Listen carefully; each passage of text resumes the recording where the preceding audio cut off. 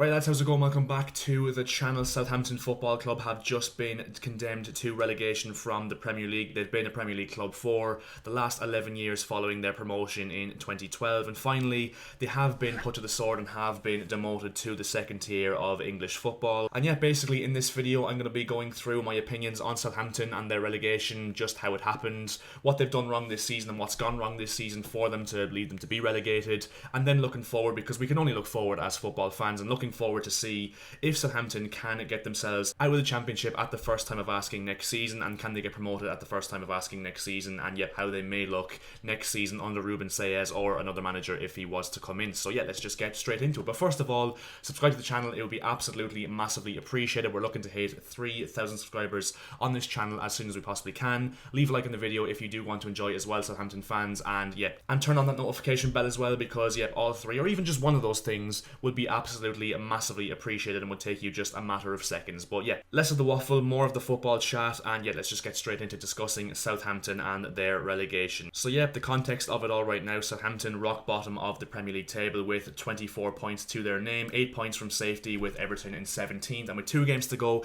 If you can do the maths properly, it does mean that Southampton will be playing their football in the Championship next season, and it was confirmed after a 2-0 defeat at home at St Mary's to Fulham yesterday, which, you know, Fulham you can say are a very good team. Obviously they have been massively playing out of their skins this season, with Mitrovic coming back especially yesterday, who did get himself on the score sheet in the end. Currently 9th in the Premier League table, now back-to-back wins for them over relegation contenders in Leicester and Southampton. And I didn't watch the match overall, I'll be honest, but from what I could tell and what I was hearing from Southampton fans on social media, it did seem like to a certain extent that this Southampton team went out with a little bit of a whimper almost in the game yesterday, losing 2-0 at home to a team that, let's be honest, although they do have quality and have performed well for the majority of this season, they've got little to nothing to play for really, given the fact that they are currently 9th, 4 points off 8th place, and won't get, into 8th because Brighton are 8th and do have 3 games in hand over them, and probably won't finish any lower than, say, 10th or 11th really. So Fulham have got little to nothing to play for, other than the fact that they're just, I suppose, just trying to finish as best they can really. And Southampton with something to fight for, especially given the position that they were in, it's not a good look for them to go down with a whimper, according to a lot of Southampton fans, which they did do yesterday. So that'll be one massively disappointing thing for Southamptons to, analyse really. And the thing with Southampton, where's it gone wrong for them this season? Obviously the first bad thing is having 3 managers in the season, which indicates that you have had a poor season for the majority of the season. Sacking Ralph Hasenhüttl fairly early on, which I know it's easy to say in hindsight, but I think looking back on it seems like a little bit of a mistake, because I rate Hasenhüttl as a manager. I like his energetic and resolute style of play, and he really did get the best out of this Southampton team over the years, and obviously kept them up on numerous occasions with very limited resources really. And I think Southampton, the thing about them is, I think they do actually have quite a decent squad when you look through their players right now. I mean, they've got some very good young players like Romeo Lavia, Armel Bella-Kotchap, Mohamed Salazou, Kyle Walker-Peters, Gavin Bazunu, Kamaldeen Sulemana, who came in January, Paul Onuachu, who's a striker that could be of use for a lot of teams given his stature and his height. And they have got some very decent players, like even experienced players as well, like your James Ward-Prowse for example. But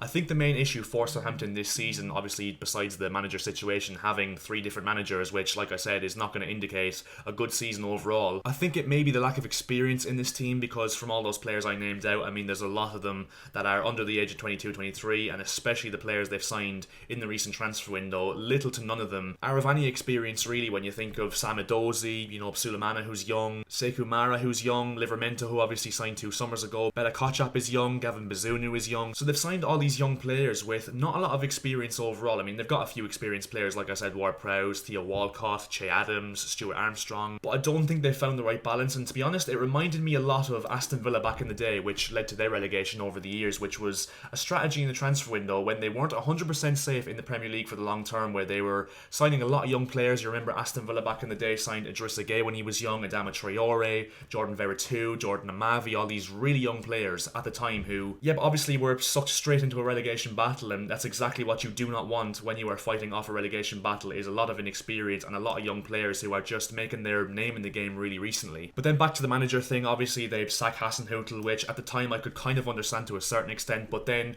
appointing Nathan Jones, who at the time, I'll be honest, I thought was a decent appointment. I thought it was a brave appointment given the fact that obviously he did wonders with Luton in the Championship, and his style of Luton that he implemented is still being used by Rob Edwards and still been massively successful since then under Rob Edwards at Luton. And obviously Nathan Jones is a manager who likes to play a direct style of football, have a very energetic team, similar to what Hasenhüttl obviously wanted wanted from his Southampton team, but it just didn't work out. I mean, absolutely instantly from the word go, really, the Southampton fans were hounding him out. They absolutely did not take to him whatsoever, and yet that was just a recipe for disaster in the end, and obviously did get sacked after, 2 or 3 months. Then you bring in Ruben Selles, or Ruben Saez, or however you pronounce it, Southampton fans let me know. For a very inexperienced first team manager, I think he actually did a decent job, and obviously pulled off some great results against Chelsea away, for example, a 3-3 draw at the Emirates. But overall, just could not keep this Southampton team up, and to be honest, I think it's a case of as well, right? I think to stay up in the Premier League now, just to stay up alone, you have to be absolutely perfect in terms of the system, the style of play, the manager, the quality of the personnel overall, the balance of the team, because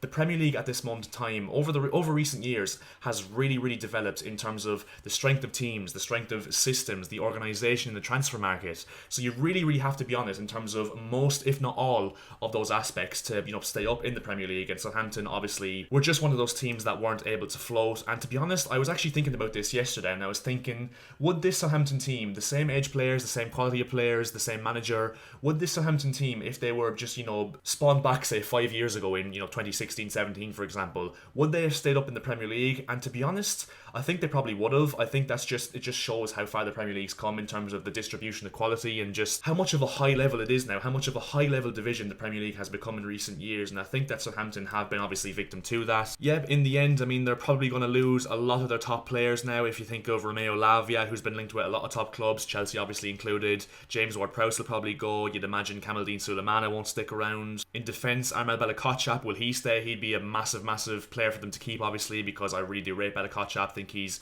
a very good young centre-back with a lot of potential. Kyle Walker-Peters might go, Mohamed Salazou might go, he's a good young defender. Paul Onuachu, who might leave the club, because you'd imagine that he would be an option that would be decent for a lot of teams in the top level football. Carlos Alcaraz, for example, although I think he might maybe stay given what I've seen him say in recent weeks. So when you look at it overall as a Southampton fan, with all the players that they are likely to lose in the summer, they might keep one or two of them, but the majority of them they are likely to lose. And you think, okay, that's not a good thing obviously, but to be honest, I actually think Southampton still, with those players that I didn't mention that they will retain obviously, I still think they do have a decent enough squad on paper before any transfers are made to actually have a decent stab at, regaining promotion next season from the Championship. And as you can see on screen here, this is the team that I think they might go with in terms of players that I think they have a good chance of retaining going into the Championship next season before any signings are made, like I said. So I've got Gavin Bazunu in goal, a very good young goalkeeper. I think will prove a lot of people wrong in the Championship next season, and I think will show his quality because yes, maybe the Premier League this season was too big of a step from too quickly, but as an Irish citizen, I can tell you this guy is an absolutely quality goalkeeper and will prove his worth in years to come. You've got Roman Perot on the left-hand side, who I think Southampton will just about manage to keep and will be a decent left-back at this level. Valentino Livramento at right-back, who will more than likely be fit from his injury that he suffered last year to be able to play right-back in the Championship next season, and would obviously be an absolutely brilliant player for them in the Championship. Centre-backs, you've got Lianco and Jan Bednarek. Maybe need to strengthen in that area, but I think two centre-backs that would definitely be of quality for the Championship. Then you've got a double pivot in the midfield of Ibrahima Diallo, who obviously a lot of Southampton fans have probably forgotten about since Romeo Lavia marked his stamp on this Southampton team and obviously nailed down that sixth position. Next to him, I've got Joe Aribo, who obviously signed last summer and hasn't really played a lot and kind of struggled in his Premier League game time so far this season, but I think in the Championship could really be a quality asset in this Southampton midfield. Carlos Alcaraz then in the 10, who is an absolutely quality player and has shown that in his short time at Southampton since signing in January, and I think they could be able to retain his services. On the wing, Theo Walcott on the right hand side, although they could have Nathan Tella come back from his loan at Burnley, but I've just put Walcott in there for now because there's no guarantee that Tella will come back. Then on the left hand side, you've got Sam Edozie, another player like Aribo I think could really excel in the Championship next season with almost a fresh start under a new manager, or Ruben Selles if he is to be retained, although I've seen from Fabrizio Romano that he has been linked with a few jobs in England and abroad as well. And then Che Adams up front, who was a Championship level striker and a very good Championship level striker at Birmingham in previous years, and I think wouldn't be the worst option up front for Southampton next season in the Championship. So I think there is a little bit of positives for Southampton in terms of that fresh start, like I said, in terms of unlocking the abilities of the likes of Sam Edozie, seeing more of him and seeing more of Joe Aribo, for example, and Gavin Bazunu and Livramento coming back from injury. I think there's a lot to be positive about despite the relegation from Southampton, and obviously no one likes to be relegated, but I don't think it's all doom and gloom, and I do think Southampton do have a team on paper of retained players before transfers are made, like I said, that could compete for promotion next season, and obviously will be one of the favourites given the fact that they do play a direct style of football and will by far have a quality advantage over the majority of Championship teams next season. So I think Southampton could have a very good shot at retaining promotion to the Premier League next season at the first time of asking. But yep, Southampton fans, let me know your opinions on this in the comment section below. Do you think that you will be able to get promoted at the first time of asking next season? I'm sure a lot of you aren't really thinking about that right now, and you're probably just down in the dumps about relegation, and that's fair enough, to be honest. And as a Chelsea fan who's relatively young at 22 years of age, obviously I've never seen my club get relegated, although I was close this season, you could argue. My brother is a Norwich fan, so obviously I do feel some sort of affiliation to them, and he has been relegated 3 times in the last 7 years as a Norwich fan, so I do know what it feels like. And I know that Southampton fans, it's probably going to take a little bit of a while to get over it. There is a little bit of light at the end of the tunnel for Southampton, and like I said, I do think that with the squad they'll have on paper going into it next season, I think they won't have the worst shot at promotion at the first time of asking as well. So yeah, Southampton fans, let me know how you're feeling in the comment section below, and let me know your opinions on this video. Am I talking absolute shit, or am I actually talking sense for a change? Let me know in the comment section below, and yeah, I'll see you guys in my next video. Chat to you later, and yeah, see ya.